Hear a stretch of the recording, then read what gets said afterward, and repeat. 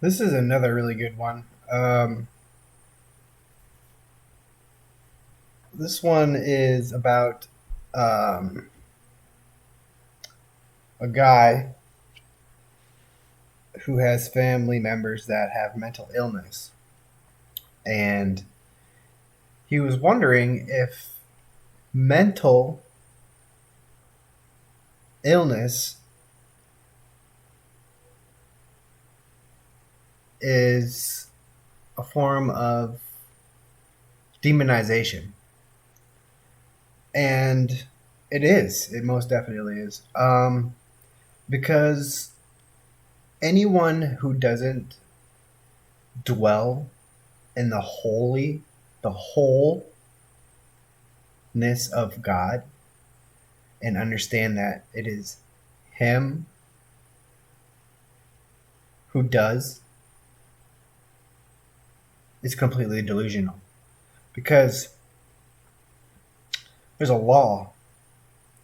This law is called cause and effect. This law states that there needs to be a source,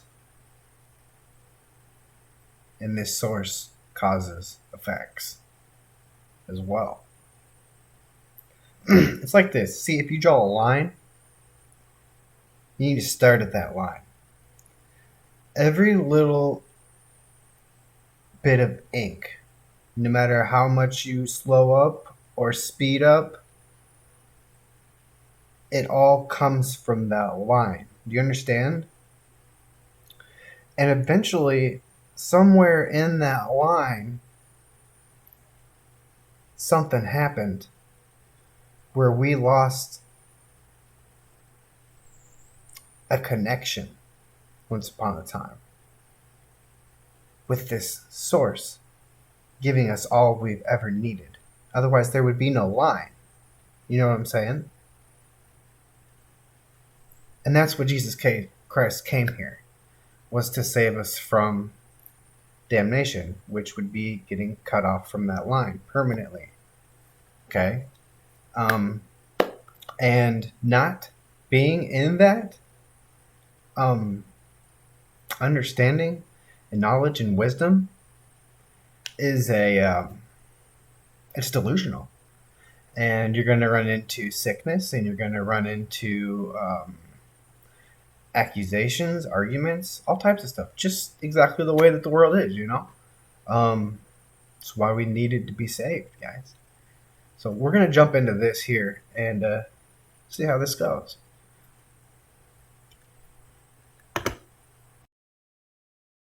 Yes, my name is Stan, and first of all, I'm very grateful for your teaching. And Thank you, Stan. my question is, with all the mass shootings and the homeless and a culture that believes men can get pregnant, we live in a crazy world, and I have relatives in my family who are mentally ill.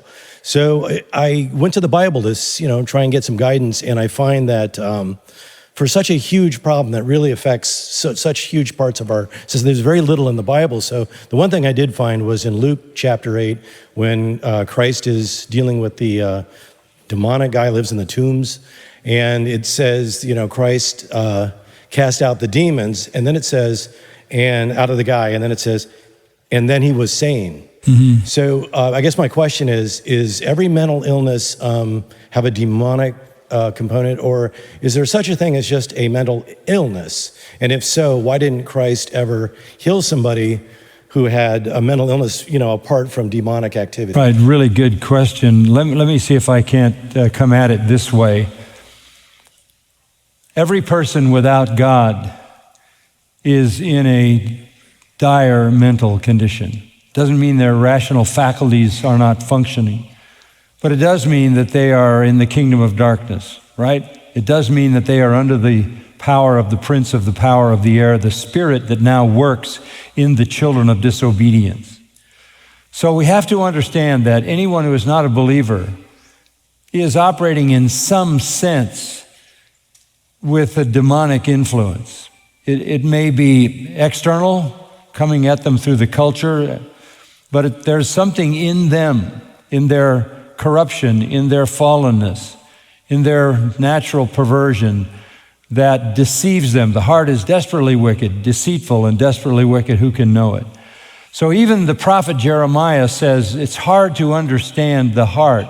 It's hard to understand. It's hard to diagnose to what degree is someone functioning under the direct or indirect influence of Satan, and to what degree is just the flesh having found a path of perversion and following that perversion. There was a long-standing sense that people who were out of control needed to be cared for in our culture. And those were the days when we had mental institutions, and people were placed into those institutions for their own safety and for the safety of others.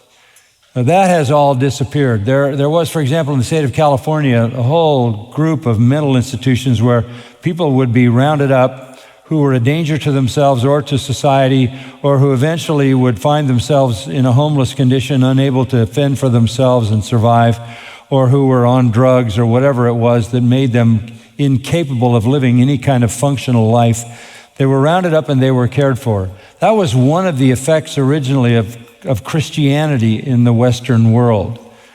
That has all died with the kind of neo-paganism of our modern world. In some ill-conceived notion that these people are better to live on the street and try to carve out an existence in the middle of all of the drugs and all of the consequences of their sins, and to whatever degree the direct or indirect influence of Satan, we ought to leave them there because that's more compassionate. When the fact of the matter is, it's less compassionate. It's not compassionate at all. They ought to be cared for. One of the marks of a society like ours that shows how pagan it is we don't care about those people. The authorities don't care about those people. If they did, they would put them in a situation where they were cared for, where they were protected from themselves and from others, and where the influences that destroy their lives would be to some degree mitigated. But going back to the original question, to what degree is an unconverted person under the influence of Satan? And that had to be answered in any individual situation. There was in the New Testament, you remember, the young man throwing himself into the fire because demons were controlling him.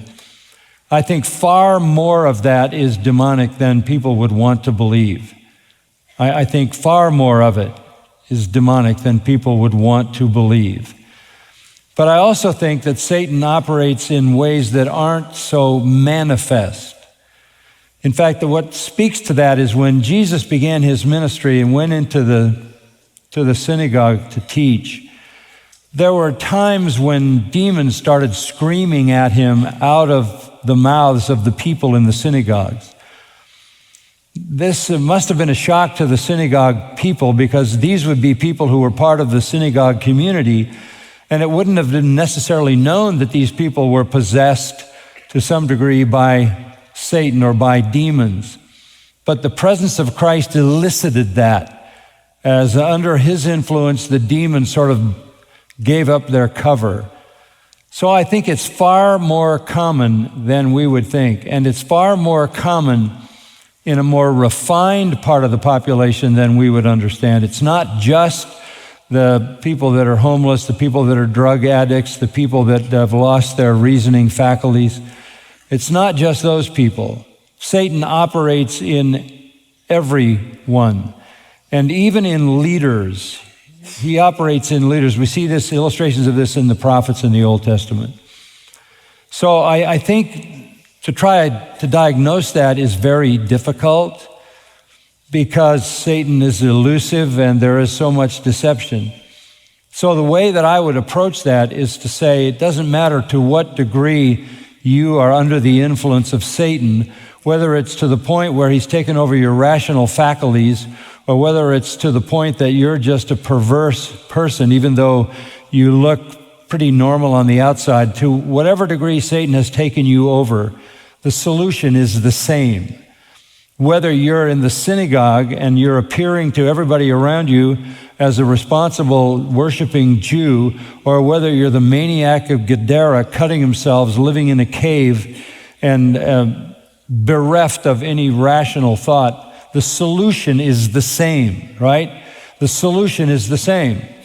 What needed to happen to that synagogue attender, that self-righteous Jew, was that he needed to recognize his sin and embrace Christ as Savior.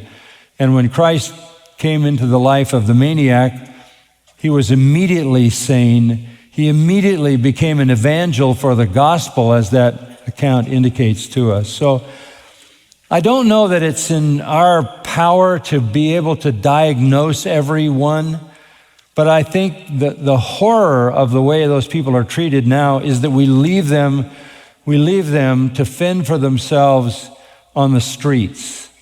This is a pagan way to treat people who were made in the image of God, and falls far short of the kind of compassion that our Lord exhibited toward those kinds of people.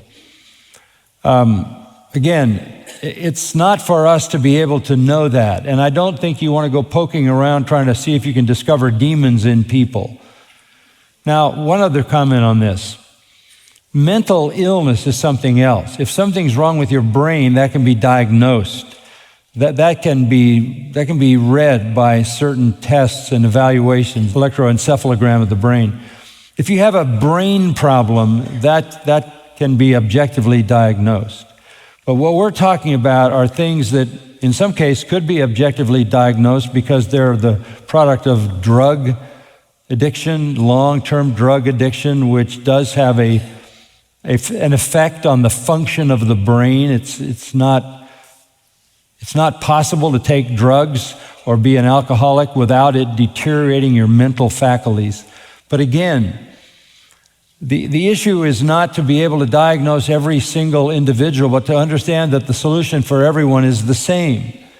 But from a cultural standpoint, from the standpoint of compassion, any compassionate society, any compassionate culture would find a way to gather these people together, to bring them to some level of sanity, to some level of health, to some level of well-being, and care for them as those created in the image of God, and then we would have opportunities to perhaps expose them to the gospel. It used to be, I remember many times going, for example, to the mental hospital in Camarillo. There was a massive mental hospital in Camarillo. It's now been turned into part of the campus of Cal State University system. They shut it down. It was filled with hundreds and hundreds of people, and there were many of similar hospitals. And you could go there and you could talk with those people. I met with those people. I had the opportunity to give the gospel to some of those people. I went into the mental ward at UCLA and had the opportunity to give the gospel to a young lady there who had her life taken over by Satan. If this society had any compassion at all for those people, they would be treating them in the way that they should be treated and put them in a situation where they could be cared for and where they could be reached with the gospel. I remember going to UCLA one time, and there was a girl who had been in our church, and she had been put in the mental ward at UCLA. She was in a padded cell. I don't even know if you have that anymore. They just give them drugs, which turns them into addicts, which causes them to wind up on the street. She was in a padded cell. And I went to see her. Her name was Tommy Jo. I'll never forget it. And I went into the UCLA hospital and I said, I'm here to see Tommy Jo. And they said, you can't see her. I said, well, I'm her pastor. They said, you can't see her. You might harm her. She's in profound depths of despair. I said, well, where is she? Well, she's in a special room, a special padded cell. I said, well, it wouldn't seem that I could do any much more damage to her than has already been done. Where do you go from there? So I pushed the issue and I went into that padded cell and I sat down with her and looked her in the eye and I spoke to her as a normal person and I asked her to set aside the game that she had been playing, which made it appear that she was out of control when in fact she wasn't. And I just talked to her. I talked to her about Christ. I talked to her about the gospel. She completely calmed down. This was a totally transforming kind of situation. So it would be so helpful if there was a way to care for these people so these people could be reached with the gospel. But that, again, I have to say, part of the judgment of God on this nation shows up in the indifference that this country has and this society has to people who need special care. I mean, we kill babies, we throw people who are unable to function socially in the street, on the gutter, and then we want to protect the rights of the women to kill the babies and the rights of the homeless to live in the gutter. This is the perversion of the system that we have. So again, I think far more of what you see in those people's lives is the direct activity of Satan than people would think. Okay? Good question. Hi, John.